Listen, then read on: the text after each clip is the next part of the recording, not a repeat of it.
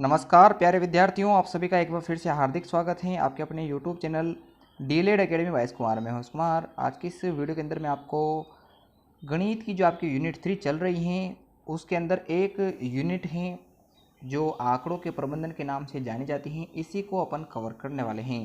साथ ही अपन ये समझेंगे कि अगर जो एक बारंबारता सारणी अपन बनाएंगे तो उसके प्रश्न कैसे आते हैं। दोस्तों, आंकड़ों के प्रबंधन वाले इस टॉपिक के अंदर दो तरह के प्रश्न पूछे जाते हैं।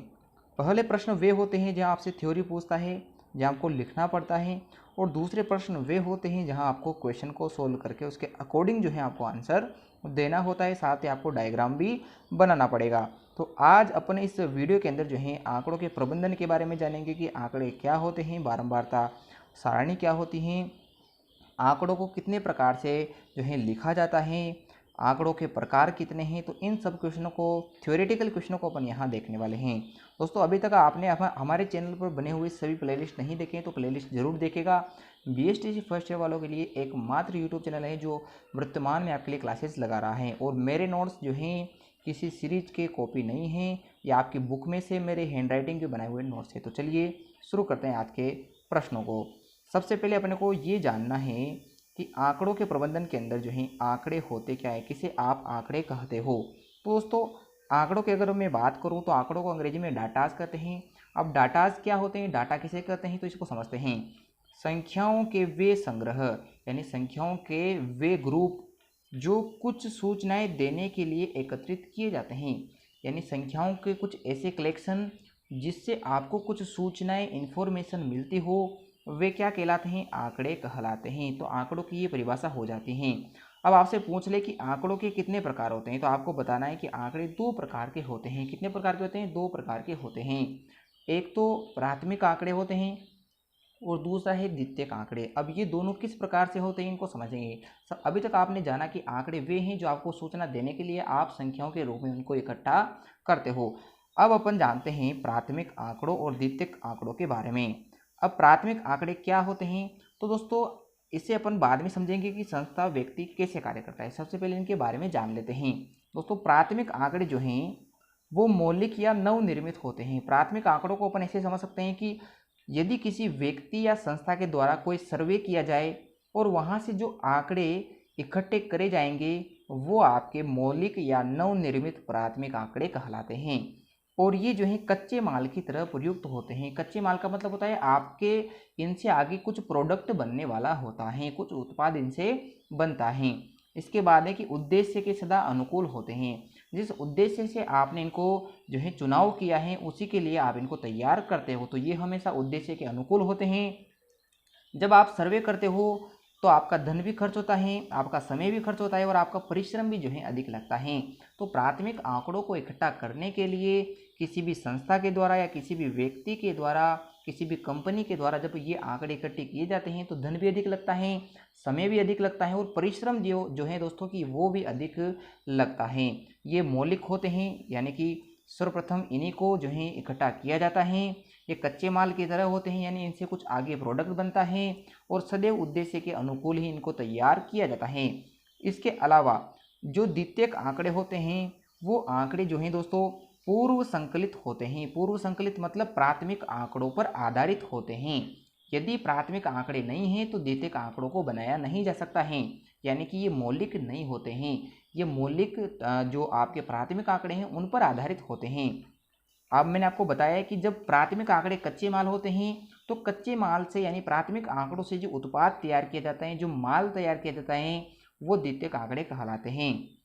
अगला है द्वितीयक आंकड़े आसानी से प्राप्त हो जाते हैं। जब भी आप किसी चीज़ को गूगल पर ढूंढते हो तो आपको जो है सूचनाएं, डाटाज आसानी से प्राप्त हो जाते हैं। तो गूगल पर जो आप सूचनाएं प्राप्त करते हो वो द्वितीयक आंकड़े होते हैं, सेकेंडरी डाटाज होते हैं। बट यदि किसी संस्था या व्यक्ति या कंपनी के द्वारा कुछ सर्वे करके कुछ आंकड़े इकट्ठे किए जाए तो वो प्राथमिक आंकड़ों में आएंगे। और जब आंकड़ों का प्रयोग व्यक्ति सीधे अपने लिए गूगल से या किसी जगह से ढूंढ कर ले तो वह उसके लिए द्वितीयक आंकड़े होते हैं, जो किसी पूर्व संकलित जो आंकड़े होते हैं उन पर आधारित हैं। ये एक तरह से उत्पाद का काम करते हैं, आसानी से प्राप्त हो जाते हैं और इनमें जो है आपको समय, धन और परिश्रम बहुत ही कम खर्च देखने को मिलता है। तो ये दो तरह के आंकड़े होते हैं, प्राथमिक और द्वितीयक आंकड़े। इसके बाद अपन बात करते हैं कि आंकड़ों का क्या महत्व है हमारी ज़िंदगी के अंदर और आंकड़ों का उपयोग क्या होता है। तो सबसे पहले समझते हैं कि आंकड़ों का महत्व क्या होता है। दोस्तों, आंकड़ों के आधार पर जब अपन डाटाज इकट्ठा कर लेते हैं तो उनके आधार पर हम जो है किसी भी चीज़ की गणना कर सकते हैं। जैसे आप जनगणना करते हो तो किस आधार पर करते हो, किसी न किसी डाटा के आधार पर कि हाँ मेरे पास परिवार में इतने सदस्य होते हैं, ये होता है, और उन्हीं के आधार पर आप जनगणना कर पाते हो। तो गणना करना भी आंकड़ों का एक महत्व है। उससे आप तुलना कर पाते हो कि बॉयज़ इतने हैं, गर्ल्स इतने हैं, महिलाएं परिवार में इतनी हैं, पुरुष परिवार में इतने हैं, लिंगानुपात इतना है, साक्षरता इतनी है। तो ये सब तुलना करके आप देखते हो तो आंकड़ों के अंदर ये भी आपको पता लगता है। इसके अलावा भविष्यवाणी आप इससे कर पाते हो। भविष्यवाणी का मतलब ये है कि पुराने, जैसे मौसम विभाग होता है तो मौसम विभाग क्या करता है, सूचनाएं पुरानी इकट्ठी करता है और उन्हीं के बेसिस पर नई भविष्यवाणियां करता है कि इस साल टेम्परेचर इतना रहेगा, अधिकतम बारिश इतनी होने वाली है। तो ये सभी सूचनाएं आपके आंकड़ों पर डिपेंड करती हैं। किसी भी चीज़ की योजना बनानी है तो योजना बनाने के लिए पुराने डाटाज, पुराने आंकड़े काम में लिए जाते हैं। इसके अलावा नव निर्माण, कुछ भी नया बनाना हो तो उसके लिए भी आप आंकड़े काम में लेते हो। इसके अलावा अब अपन बात करते हैं कि आंकड़ों का आपके दैनिक जीवन में उपयोग क्या है। इनका आप दैनिक जीवन में कहाँ कहाँ प्रयोग करते हो। अगर आपसे कोई 2-3 उपयोग पूछ ले तो मैं आपको बता देता हूँ। सबसे पहला तो ये है कि कृषि क्षेत्र में जब आप इनका प्रयोग करते हो तो कृषि क्षेत्र में आप पैदावार को जानने के लिए भाई कितना उत्पादन हुआ है, पिछले वर्ष की तुलना में अच्छा है या कम है, तो इनको भी देखने के लिए आप आंकड़ों का उपयोग करते हो। इसके बाद है कि मौसम विभाग के द्वारा जो मौसम की भविष्यवाणियाँ की जाती हैं, जो दिन के टेम्परेचर की भविष्यवाणियाँ की जाती हैं, वो भी आप आंकड़ों के उपयोग के अंदर समझ सकते हो।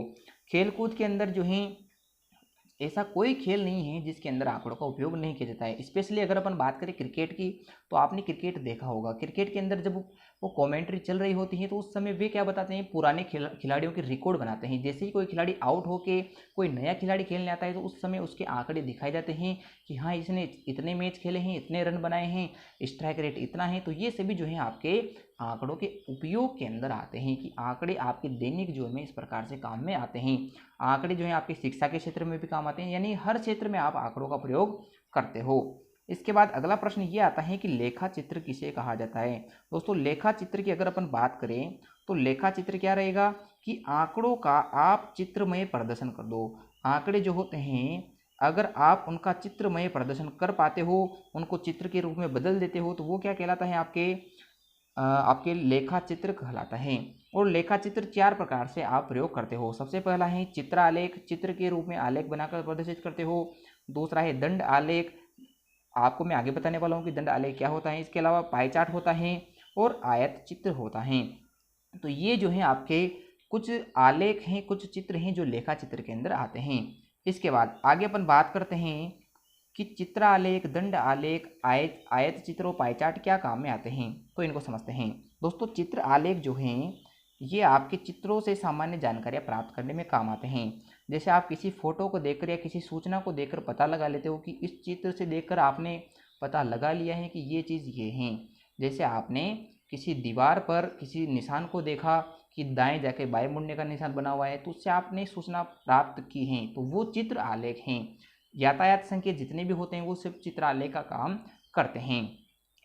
दंड आलेख को अपन समझते हैं। दंड आलेख जो है दोस्तों बिंदुओं के रूप में इनको प्रदर्शित करते हैं और इनकी जो है अलग अलग श्रेणियां बनी होती हैं। तो जब एक जैसी अलग अलग कैटेगरियां बनी होती हैं, एक ही चीज़ की अलग अलग कैटेगरियां बनी होती हैं, तो उनके अंदर जो तुलना की जाती है वो दंड आलेख के माध्यम से की जाती हैं। और अगला है पाई चार्ट। अब पाई चार्ट किसे कहते हैं, वृत्त के अंदर, कल भी मैंने आपको बताया था कि वृत्त के अंदर जब अलग अलग भाग होते हैं तो उन अलग अलग भागों की जो सूचनाएं हैं वो पाई चार्ट के माध्यम से प्राप्त की जाती हैं। इसके अलावा आयत चित्र जो होते हैं, आयत चित्र क्या होते हैं कि लगातार अंतराल में आने वाले कुछ आंकड़े होते हैं जो आप आयत चित्र के माध्यम से दर्शाते हो। इनको अपन कल डिटेल से समझेंगे क्योंकि इनके क्वेश्चन हम कल करने वाले हैं। आज अपन ये समझ रहे हैं कि ये सब चीज़ें होती क्या हैं और कहाँ कहाँ इसको उपयोग कर सकते हैं। इसके अलावा आगे अपन बात करते हैं कि बारंबारता सारणी क्या होती हैं और इसका उपयोग आपके लिए क्या है। तो बारंबारता बंटन सारणी को समझते हैं। दोस्तों, बारंबारता बंटन सारणी 3 चीज़ों से मिलकर बनी होती हैं। सबसे पहला होता है प्रसार क्षेत्र जिसे आप परिसर कहते हो, जिसके बाद आपका वर्ग अंतराल होता है और तीसरा होता है आपका वर्गांतरों की संख्या। तो ये 3 चीज़ें एक बारंबारता बंटन सारणी में आपको देखने को मिलती हैं। अब मैं आपको इनको समझा देता हूँ। जैसा आप यहाँ फोटो में देख पा रहे हो कि ये जो चीज़ें हैं प्राप्तांक वर्ष, इसको आप प्रसार क्षेत्र या परिसर कहते हो। परिसर में दोस्तों आप ये चूज करते हो कि कहाँ से कहाँ तक का डाटा आपको लेना है। जैसे 0 से 10 तक का डाटा जो है वो आपने यहाँ इकट्ठा किया, 10 से 20 तक का यहाँ इकट्ठा कर लिया, 20 से 30 तक का यहाँ, 30 से 40 तक का यहाँ और 40 से 50 तक का यहाँ। तो ये जो सूचनाएं होती हैं इनको प्रसार क्षेत्र या परिसर कहते हैं। इसके बाद अब इन प्रसार में या परिसर के अंदर आपने कितने कितने का अंतर लिया है, तो आपने सभी में 10-10 का अंतर लिया है, तो आपका वर्ग अंतराल कितना हो गया, 10 हो गया। और ये वर्ग अंतराल जो आपने परिसर लिया है वो परिसर के अंदर कितने कितनी बार आ रहा है, उन्हीं को आप क्या कहते हो, वर्ग अंतरालों की संख्या कहते हो, या इसे आप बारंबारता कहते हो कि परिसर जो है कितनी बार रिपीट हो रहा है, उसे आप बारंबारता या वर्ग अंतरालों की संख्या कहते हो। जैसे यहाँ आपको बच्चों की संख्या दे रखी है कि 0 से 10 नंबर प्राप्त करने वाले 4 बच्चे हैं और 10 से 20 अंक प्राप्त करने वाले 6 बच्चे हैं। तो ये जो सूचनाएं होती हैं आपको समझना है कि ये एक बारंबारता बंटन सारणी को दर्शाती हैं। तो आपने अभी तक समझा है कि जब भी ऐसे जो हैं खोलकर आपको चीज़ें दी जाएगी वो प्रसार क्षेत्र के अंदर आती हैं, और जब आपको ऐसी संख्याएं दी जाती हैं सिंगल लाइन तो वह आपके वर्ग अंतरालों की संख्या या आपके बारंबारता कहलाती हैं, और इन परिसर के बीच का जो अंतर होता है वो आपके वर्ग अंतराल कहलाता है। अब आज अपन लास्ट बात कर लेते हैं कि सारणीयन क्या होता है।